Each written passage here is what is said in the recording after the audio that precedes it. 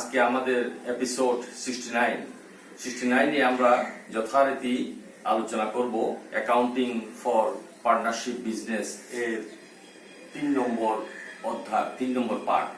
কেমন? আজকে এই সিলেবাসের এই চ্যাপ্টারের 3 নম্বর পার্ট শুরু হতে যাচ্ছে। প্রিয় শিক্ষার্থীবৃন্দ, আশা করি তোমরা সবাই ভালো আছো। তোমাদেরকে আজকের পাঠে স্বাগতম। আজকে আমরা পার্টনারশিপ বিজনেসের থিওরিটিক্যাল আলোচনা নয়, আমরা অঙ্ক নিয়ে আলোচনা করব, যেটাকে আমরা বলি প্রবলেম। সেই প্রবলেমটা আমরা আলোচনা করব এবং সেই প্রবলেমে আবার সলিউশন নিয়েও আমরা আলোচনা করব। আলোচনার শুরুতে তোমাদেরকে কয়েকটি বিষয় পূর্বে জানিয়ে দিতে চাই যে অংশীদারগণের প্রাপ্য কি কি হতে পারে। যেমন একজন অংশীদার বেতন পেতে পারে, একজন অংশীদার মূলধনের সুদ পেতে পারে, একজন অংশীদার ঋণ প্রদান করলে ঋণের সুদ পেতে পারে, একজন অংশীদার কমিশন পেতে পারে, ব্যবসার থেকে কমিশন পেতে পারে, লাভের অংশ পেতে পারে। এছাড়া আরো অন্যান্য প্রাপ্তি থাকতে পারে, বেসিক কিন্তু এগুলাই ওরা এক ব্যবসা থেকে বা প্রতিষ্ঠান থেকে পেতে পারে। কেমন? এগুলা যেহেতু তারা পাবে, তাদের জন্য অংশীদারের জন্য আয় এবং অংশীদারের জন্য হচ্ছে আয় বা প্রাপ্তি, আর ব্যবসার জন্য হবে সেটা খরচ বা ব্যয়। কেমন? তাহলে যদি এদের আয় হয়, একজন অংশীদারের আয় হয়, তাহলে তার ক্রেডিট হবে, আর ব্যবসায়ের যেহেতু এটা ব্যয় হয় বা খরচ হয়, তাহলে তাদের ক্ষেত্রে এটা ডেবিট হবে। এবং কার ক্রেডিট হবে কার ডেবিট হবে, এই সম্পর্কিত আলোচনাগুলো আমরা ধীরে ধীরে আস্তে আস্তে অঙ্কের মধ্যে তোমাদেরকে জানিয়ে দেব। আশা করি তোমরা প্রস্তুত আছো এবং পাঠ গ্রহণে ইচ্ছুক হিসাবে আজকের অনুষ্ঠানে তোমরা বা আজকের পাঠে তোমরা অংশগ্রহণ করছো। প্রিয় ছাত্র ছাত্রীবৃন্দ, আমরা এপিসোড 69 শুরু করতে যাচ্ছি। আলোচনার শুরুতেই তোমাদেরকে চ্যাপ্টার জানিয়ে দিই, অ্যাকাউন্টিং ফর পার্টনারশিপ বিজনেস বা অংশীদারি কারবারের হিসাব এর পার্ট 3। আজকের পাঠে যা জানতে পারবে: গাণিতিক সমস্যা, ম্যাথমেটিক্যাল প্রবলেম এবং তার সমাধান, সলিউশন। প্রথমে আমরা একটি গাণিতিক সমস্যা নিয়ে আলোচনা করব। সেই সমস্যাটা উপস্থাপন করছি। 2019 সালের 1 জানুয়ারি মিস্টার কাশেম 20,000 টাকা, মিস্টার জসিম 15,000 টাকা এবং মিস্টার রহিম 10,000 টাকা মূলধন নিয়ে অংশীদারি ব্যবসায় শুরু করেন। তাদের লাভ লোকসান বন্টনের অনুপাত 2:1। ব্যবসা পরিচালনার জন্য মিস্টার কাশেম প্রতি মাসে 600 টাকা করে বেতন পাবেন। এছাড়াও বিভিন্ন সময়ে সর্বমোট মিস্টার কাশেম 3,000 টাকা, মিস্টার জসিম 2,000 টাকা এবং মিস্টার রহিম 1,000 টাকা করে নগদ উত্তোলন করেন। মূলধনের উপর 10% এবং উত্তোলনের উপর 5% সুদ ধার্য করতে হবে। উপরোক্ত বিষয়গুলি বিবেচনা করার পূর্বে 2019 সালের 31শে ডিসেম্বর তারিখে উক্ত ব্যবসায়ের মুনাফার পরিমাণ ছিল 25,000 টাকা। করণীয়: 1 নম্বর, লাভ লোকসান আবন্টন হিসাব বা profit and loss appropriation account. 2 number, অংশীদারগণের মূলধন হিসাব বা পার্টনার্স ক্যাপিটাল অ্যাকাউন্ট, যখন মূলধন পরিবর্তনশীল হবে। আশা করি প্রশ্নটা বুঝে নিয়েছ। মূলধন, প্রারম্ভিক মূলধন আছে, বেতন আছে, নগদ উত্তোলন আছে, উত্তোলনের সুদ, মূলধনের সুদ আছে এবং নিট মুনাফার পরিমাণ দেয়া আছে। প্রশ্নটা ছোট, আশা করি তোমাদের ভালো লাগবে। প্রথমে মূলধনের সুদটা নির্ণয় করে নি। মিস্টার কাশেমের 20,000 টাকা ছিল মূলধন, 10% 2,000 টাকা।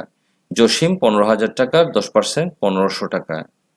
রহিম 10,000 টাকার 10% 1,000 টাকা।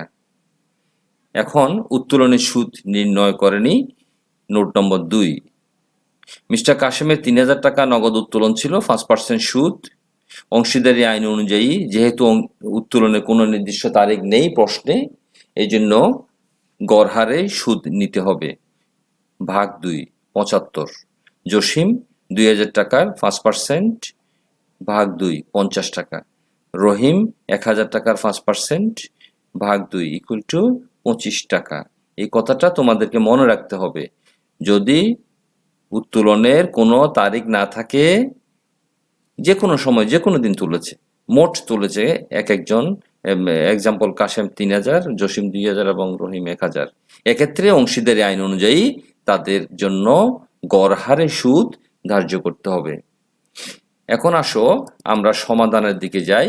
যখন মূলধন পরিবর্তনশীল বলা হয়েছে প্রশ্নে, সুতরাং পরিবর্তনশীলের আকারেই আমরা আজকের আলোচনা করব এবং অঙ্কটা করব। প্রথমে আমরা করতে যাচ্ছি মিস্টার কাশেম, জসিম এবং রহিমের লাভ লোকসান আবন্টন হিসাব। তারিখ 2019 সালের 31শে ডিসেম্বর পর্যন্ত, ডেবিট এবং ক্রেডিট সাইড। ওকে, প্রথমে ক্রেডিট সাইড নিয়ে আলোচনা করি। আমরা নমুনাতে বলেছিলাম যে ক্রেডিট পাশে লাভ লোকসান হিসাবের নিট লাভ আসবে এখানে 25,000 টাকা। পণ্য উত্তোলন নেই, উত্তোলনের সুদ আসবে আমরা একটু আগে নির্ণয় করেছি 75, 50 এবং 25 ইকুয়াল টু 150 টাকা। কেমন? তাহলে আমাদের ডেবিট পাশে কি কি আইটেম আসে সেটা একটু দেখে নিই, তারপরে আমরা চিন্তা করব নিট লভ্যাংশের পরিমাণ কত হয়। ডেবিট পাশে বেতন আসবে মিস্টার কাশেমের 600 টাকা করে, 12 মাসে 7,200 টাকা। মূলধনের সুদ একটু আগে আমরা নির্ণয় করেছি, এগুলা বসানো হলো। এখন ক্রেডিট পাশে 25,150 যোগফল থেকে ডেবিট পাশের গুলা মাইনাস করলে আমরা লাভের অংশ পাই 13,450 টাকা। এই 13,450 টাকা প্রশ্নে যে অনুপাত আছে 2, 2, 1, 2, 2 4, 4 1 5, তাহলে 5/2, 5/2 এবং 5/1 ভাগ করলে আমরা এই টাকাটা পাই। ওকে, এখন এই টাকাটাই তাদেরকে ভাগ করে দিতে হবে। আচ্ছা, নেক্সট আমরা করণীয়তে যাব। এর আগে এই যে লাভের অংশটা আমরা ভাগ করেছি সেটা নোটের মধ্যে দেখিয়ে দেওয়া হলো 13,450 গুণ 5/2 এত, 13,450 গুণ 5/2, 13,450 গুণ 5/1। ওকে, এখন আমরা সমাধান 2 নম্বর করণীয়তে যাব। প্রথমে আমরা কাশেমের মূলধন হিসাব করব। এখানে লক্ষণীয় যে আমরা প্রতিটি অংশীদারের জন্য একটি একটি মূলধন হিসাব তৈরি করব, একসাথে করব না, আলাদা আলাদা করব। মিস্টার কাশেমের মূলধন হিসাব। ক্রেডিট পাশে মিস্টার কাশেমের প্রারম্ভিক মূলধন, অতিরিক্ত মূলধন নেই, বেতন আছে, মূলধনের সুদ আছে, কমিশন নেই, ঋণের সুদ নেই, লাভের অংশ আছে। যোগফল হচ্ছে 34,580 টাকা। এগুলো হচ্ছে কাশেমের জন্য প্রাপ্তি, এই জন্য ক্রেডিট হয়েছে। আর কাশেমের খরচ অথবা মূলধন কমে যাওয়ার বিষয়গুলো ডেবিট হবে। উত্তোলন মূলধন কমিয়ে দেয় বলে ডেবিট হলো, উত্তোলনের সুদ খরচ বলে, তার জন্য খরচ বলে ডেবিট হলো। পণ্য উত্তোলন নাই, ক্ষতির অংশ নাই। সুতরাং এই 34,580 টাকা থেকে এই 3,075 টাকা মাইনাস করলে 31,505 টাকা আমরা ব্যালেন্স পাই। সেটা হচ্ছে কি লাস্ট ব্যালেন্স বা সমাপনী মূলধন, যেটাকে আবার আগামী দিনের জন্য প্রারম্ভিক মূলধন হিসাবে ব্যালেন্স বিডি হিসাবে দেখানো হবে। ওকে, এখন আমরা নেক্সট অংশীদার মিস্টার জসিমের মূলধন হিসাব করব। যথারীতি ক্রেডিট পাশে আমরা প্রারম্ভিক মূলধন, অতিরিক্ত মূলধন নাই, বেতন নাই, তার মূলধনের সুদ আছে, কমিশন, ঋণের সুদ নেই, লাভের অংশ হচ্ছে 5,380 টাকা। এই যোগফল থেকে ডেবিট পাশের খরচগুলো বাদ দিলে 19,830 টাকা তার লাস্ট ব্যালেন্স বা ব্যালেন্স সিডি সমাপনী মূলধন আমরা পাচ্ছি। এটাকে আবার আগামী দিনের জন্য জানুয়ারি 1 তারিখে ব্যালেন্স বিডি হিসাবে দেখানো হবে। একইভাবে আমরা 3 নম্বর অংশীদার মিস্টার রহিমের মূলধন হিসাব করছি। এখানে ক্রেডিট পাশে প্রারম্ভিক মূলধন আসবে, অতিরিক্ত মূলধন নাই, বেতন নাই, মূলধনের সুদ আছে 1,000, লাভের অংশ আছে 1,000, মোট 13,690 টাকা। ওখান থেকে ডেবিট পাশের গুলি মাইনাস করলে 12,665 টাকা ব্যালেন্স পাচ্ছি, যেটা সমাপনী মূলধন। এটাকে আবার আগামী দিনের জন্য প্রারম্ভিক মূলধন হিসাবে দেখানো হবে। প্রিয় ছাত্রছাত্রীবৃন্দ, একটি ছোট অঙ্ক আমরা করলাম এবং সমস্যা ও সমাধান উভয় নিয়েই আমরা আলোচনা করলাম। আরো একটি বিষয় লক্ষ্য করবা যে মূলধন হিসাবে যে আইটেমগুলা কালো কালিতে আছে সেগুলা আমাদের অঙ্কে ছিল, যেগুলা লাল কালিতে আছে যেমন বেতন, কমিশন, ঋণের সুদ, এই সমস্ত বিষয়গুলা অতিরিক্ত মূলধন এই সমস্ত বিষয়গুলা প্রশ্নে নাই, কিন্তু তোমাদের জন্য ভবিষ্যতে এগুলা প্রশ্নে আসতে পারে, এই জন্য সিগন্যাল হিসাবে তোমাদেরকে এগুলা দেখাই দেওয়া হলো। ঠিক আছে, আশা করি তোমরা বুঝতে পেরেছো। চলো আমরা এবার উপসংহারের দিকে যাই। প্রিয় ছাত্রছাত্রীবৃন্দ, আমরা একটি ছোট্ট অঙ্ক নিয়ে আলোচনা করলাম। সেই অঙ্কের মধ্যে আমরা বেশ কিছু আইটেম আলোচনায় এনেছি। তারপরেও আমাদের একটা বিষয় মনে রাখতে হবে, সেটা হচ্ছে কি চুক্তি। চুক্তি হচ্ছে অংশীদারি কারবারের ভিত্তি। এই চুক্তি অনুযায়ী একজন অংশীদার কি পাবে অথবা পাবে না এটা নির্ধারিত থাকবে। কেমন? তারপরেও আমাদেরকে অঙ্কে যে আলোচনাটা থাকবে, যা যা যে বিষয়গুলো থাকবে, সেই বিষয়গুলোকেই আমাদেরকে অঙ্কের মধ্যে সাবমিট বা পোস্টিং দিতে হবে। ঠিক আছে, এক্ষেত্রে আমাদের জন্য বেশি গুরুত্বপূর্ণ হচ্ছে মূলধনের সুদ, ঋণের সুদ, কেমন, আর উত্তোলনের সুদ নির্ণয়ের বিষয়। উত্তোলনের সুদ, কেমন? কয়টা আইটেম পেলাম সুদের ক্ষেত্রে?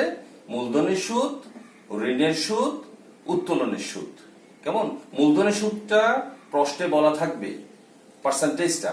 ঋণেরটাও পার্সেন্টেজটা বলা থাকবে। যদি না থাকে তাহলে অংশীদারি আইন অনুযায়ী 6% হারে সুদ পাবে। কিসের উপর? ঋণের উপর। কেন? যেহেতু একজন অংশীদার ব্যবসাতে মূলধন ঘাটতির কারণে বা স্বল্পতার কারণে ঋণ দিয়েছিল, এই জন্য তাকে 6% সুদ দিতে হবে। আর যদি প্রশ্নে বলা থাকে সেটা 10%, তাহলে 10%ই হবে। যদি না থাকে তাহলে 6% হবে। আর উত্তোলনের সুদের হারটা দেয়া থাকবে এবং এটাকে অবশ্যই গড় হারে নির্ণয় করতে হবে। কেমন? গড় হার হচ্ছে যে পার্সেন্টেজটা নির্ণীত হবে সুদ টাকাটা। এক্সাম্পল, 1000 টাকা সুদ পেয়েছি, সেটাকে 2 দিয়ে ভাগ করে গড় নির্ণয় করতে হবে। প্রিয় শিক্ষার্থীরা, এই কয়টি মৌলিক বিষয় আজকে আমরা জানলাম। আশা করি তোমরা ভালোভাবে অঙ্কটা উপলব্ধি করতে পেরেছো, শিখতে পেরেছো। তোমরা ভালো থাকো প্রিয় ভিউয়ার্স এবং অভিভাবকবৃন্দ। আসসালামু আলাইকুম।